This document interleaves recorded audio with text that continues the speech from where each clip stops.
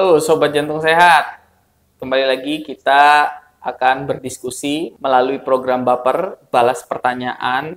Program ini merupakan jawaban dari program pesan atau pertanyaan seputar kesehatan yang masuk ke kami. Ya. Untuk itu pertanyaan yang masuk kali ini adalah, selamat malam dok, seberapa bahaya sih sinus takikardi?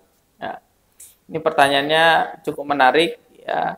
Jadi sebenarnya sinus takikardi itu berbicara tentang irama jantung ya. Irama jantung normal itu disebut dengan irama sinus ya.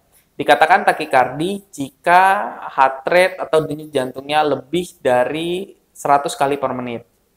Sinus takikardi ini sebenarnya bisa merupakan suatu hal yang normal atau fisiologis, di mana pada beberapa kondisi ya jantung akan meningkatkan denyutnya, seperti pada keadaan dehidrasi atau kekurangan cairan. Kemudian pada saat kondisi demam atau suhu badan yang meningkat. Ketiga, pada saat kondisi berolahraga gitu ya. Keempat, pada kondisi di mana pasien memiliki stres yang cukup tinggi gitu ya. Jadi pada dasarnya sinus takikardi itu bukan sesuatu yang berbahaya gitu.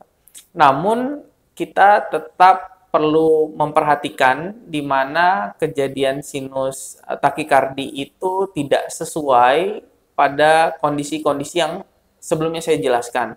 Misalkan pada pasien di mana kondisinya tidak mengalami dehidrasi, tidak mengalami aktivitas yang berat seperti berolahraga, tidak dalam kondisi demam gitu ya, tapi kenapa heart rate-nya menjadi cepat gitu atau menjadi sinus takikardi tanpa sebab yang jelas.